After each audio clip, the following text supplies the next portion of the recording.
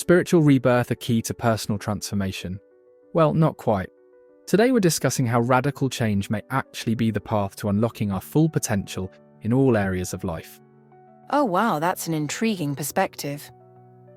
What sparked this discussion? Well, we're diving into a powerful sermon titled, Be Born Again, Do Things in a New Way. It's based on a message by Pastor Jong that challenges us to embrace change and renewal in our lives. You know, it's not just about religious conversion, but about completely transforming our lives and breaking free from old patterns and limitations. That sounds like it could apply to so many areas of life. How does the pastor illustrate this concept? Great question. One analogy that really stuck with me was the comparison between trying to improve a bicycle versus transitioning to a car. It's a vivid metaphor for how sometimes we need to make radical changes rather than just tweaking what we're already doing. Think about it, no matter how much you polish and upgrade a bicycle, it's still going to be limited compared to a car. That's a really powerful image. It reminds me of the saying, if you always do what you've always done, you'll always get what you've always got. Exactly right. And you know, the sermon also touches on some biblical references that support this idea of renewal. There's a passage from Ephesians that talks about putting off the old self and putting on the new self. It goes, "You were taught with regard to your former way of life to put off your old self, which is being corrupted by its deceitful desires, to be made new in the attitude of your minds." That's quite profound. So it's not just about surface-level changes, but about a deep internal transformation? Absolutely. And what makes this message even more impactful is that the pastor shares his own personal experience of radical change. He talks about moving from a life of farming in a thatched roof house to dedicating himself fully to his faith. It's one thing to talk about making big changes, but it's another to actually live it out. Wow, that's quite a transformation. But how can people start making these kinds of radical changes in their own lives? Well, the message gets really practical on that front. The pastor emphasizes the importance of breaking out of our comfort zones and being willing to try new things. He suggests that sometimes we need to completely upend our current way of life to move forward. There's a part where he says, even if you develop better methods of using a handcart, shovel, or pickaxe, the result will be minimal. It's a call to think bigger and be willing to make more drastic changes. That makes sense, but I can imagine that might be a bit scary for some people. Change can be intimidating, especially when we're talking about major life changes. You're absolutely right, and I think the sermon addresses that fear indirectly. There's a part where the pastor talks about the importance of having faith and being bold. He encourages listeners to absolutely believe how tremendous the Almighty is, and be bold. It's about having the courage to make changes, trusting that there's a higher purpose or plan at work. So it's a balance between faith and action. How does the pastor suggest maintaining that balance? Great question. There's a powerful line where he says, "Be sure to be even more faithful to the point of death at times of tribulations. It is for you and for God." It's a call to persevere even when things get tough. He also talks about how sometimes staying in the same environment can prevent us from truly changing. That's an interesting point. So sometimes we might need to physically remove ourselves from our old surroundings to facilitate inner change. Exactly. It's like the old saying, a change is as good as a rest. Sometimes a change in our physical environment can spark changes in our mindset and behaviour. And I think this ties into the broader theme of the sermon, which is about aligning ourselves with God's will and plan. That's quite a concept. Does it suggest that there's a divine timing to these opportunities for change and renewal? It certainly seems that way. The pastor even warns that if we miss these opportunities, it might be hard to create change on our own later. He says, God tells you something only once or twice. It adds a sense of urgency to the message.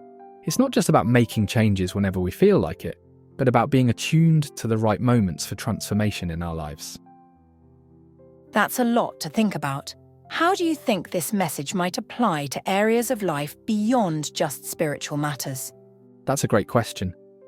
While the sermon is definitely coming from a religious perspective, I think the core message about embracing change and being willing to completely reinvent ourselves is universally applicable. The idea of radical renewal could be relevant to careers, relationships, personal goals. Whether someone is religious or not, there's value in periodically examining our lives and asking if we're stuck in old patterns that no longer serve us. That makes a lot of sense. It's about being open to growth and change in all areas of our lives. Absolutely. And I love how the sermon emphasizes balance in this process. There's a line where the pastor says, faith must also be balanced physically and spiritually. If it loses balance, it will fall. It's a reminder that true transformation involves all aspects of our lives. It's not about making changes for the sake of change, but about finding a new equilibrium that allows us to grow and thrive. That's a great point. It sounds like this sermon really challenges us to think big when it comes to personal growth and change. You've hit the nail on the head there.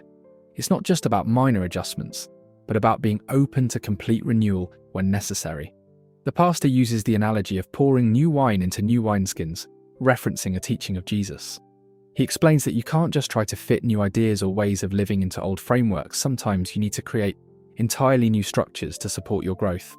That's a vivid image. How else does the pastor illustrate this need for radical change? Well, he talks about the inventors of the airplane as an example. He points out that they didn't just try to make a better bicycle, they completely reimagined transportation. The pastor says, while working in sales and repair of bicycles, the inventors of the airplane invented it through experimenting 1,000 times using the same principles. It's a call to think outside the box and not be limited by our current circumstances or ways of thinking. Fascinating. It really drives home the point that sometimes we need to completely rethink our approach to achieve breakthrough results. Exactly. And you know that there's another interesting aspect to this message. The pastor talks about how people often get stuck in their current circumstances, believing that's all there is to life. He says, they live with their thoughts firmly fixed on the idea that there is nothing beyond their current life.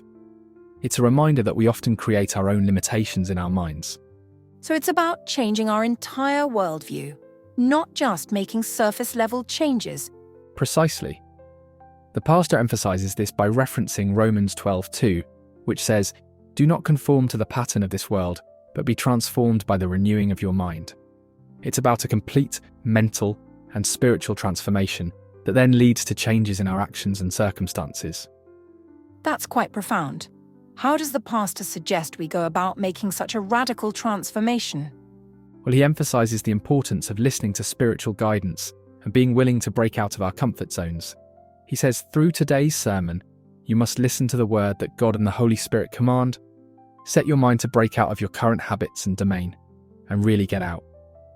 It's about being open to new ideas and ways of thinking, even if they challenge our current beliefs or lifestyle. That sounds like it could be quite challenging. Does the pastor acknowledge the difficulty of making such big changes? Absolutely. He recognizes that it's not easy to break free from ingrained patterns and beliefs, but he also emphasizes that staying in our comfort zone can lead to stagnation and missed opportunities for growth and fulfillment.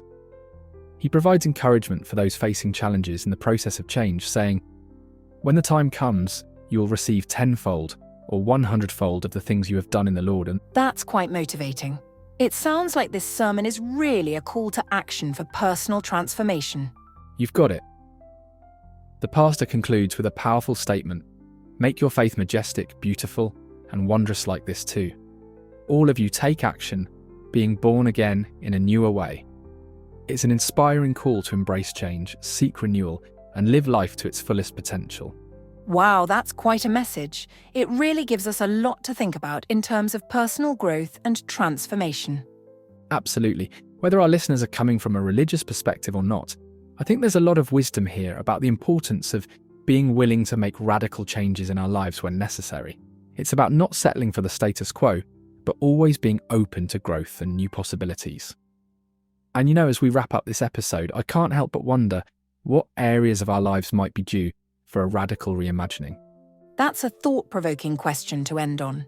It really challenges us to take a hard look at our lives and consider where we might be holding ourselves back. Exactly. Well, that brings us to the end of today's episode. Thanks for joining us for this deep dive into the concept of renewal and transformation. Until next time, keep growing and don't be afraid to embrace change.